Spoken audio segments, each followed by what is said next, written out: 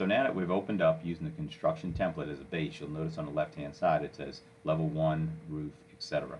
These are all based off of levels. And I'm going to go to my side view, which is down here. You'll see we have north, south, east, and west. I'm going to go to maybe the south side. And you'll see these are the levels. Level 1 is usually what we consider the first floor. Okay?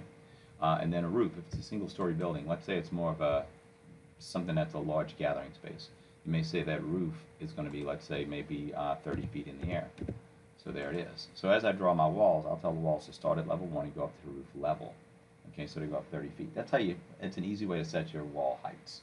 Okay, I'll show you quickly how that works. So if I'm back in level 1 here, and I go to put some walls in, I'll start the wall command. When I fire up wall, it's going to ask me, what is the height of the wall? You can also go depth, it's going down, say height, go up to the roof level. Okay, if I go up to the roof level, now as I draw, I know that that wall is going up to that particular level. Okay, now I'm going to go to 3D and you'll see that that wall is relatively tall because it went up to that particular level. Now I'm going to go back to the south elevation again and you'll see how it went up to that level. What levels do, they give you a marker in space that you can move. So let's say you decided that that space is not high enough. I want it higher. I grab this, and every time you grab something in Revit, you can see options over here. You'll see it says 30 feet. I'm going to set it to, let's say move it to 45 feet. Now when I hit enter, see how the building went up. So by putting these levels in here, it's giving you a way to kind of pull and stretch things as you go. So I'll go back to 3D now, and you'll notice that the building now is a lot taller based on those levels. So by putting the levels in, it gives us that ability to go up and down. So as far as setting up, the first thing you want to do is set up some levels, even if you're not sure what's happening. If you know it's going to be 2 stories, you can say, 15 feet per floor. We'll start with that. And then you have that separation of the two.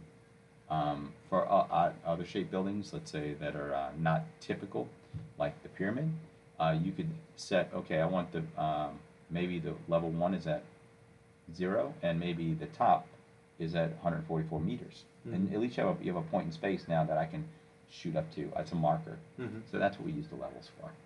So what we want to do is set up a couple of levels in here for this building. Now if you're happy with this, we could call this building 1.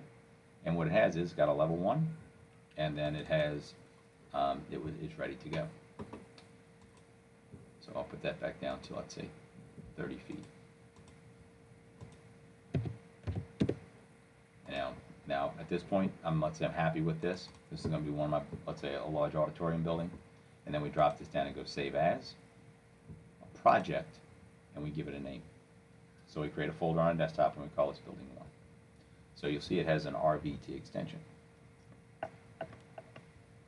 So that's how this stuff works. Probably the easiest way once we get a few projects set up is take a pencil out and kind of sketch and say, okay, this building might be 3 stories, might be 2 stories. Okay, I'm going to create one with 3 levels in it. This one's going to have 7 levels in it. This one's going to have 2 levels in it. And then you save them as each one. And that way, then as you start to build these things, you're good to go. I'll explain a little bit more on this. I'm going to call this building 1. All right. Now, if you want to do the pyramid shape, we could use a thing called massing in Revit. So let me go ahead and save that. This video is just kind of setting up a level or moving a level. Drop this down, save as, project, cancel.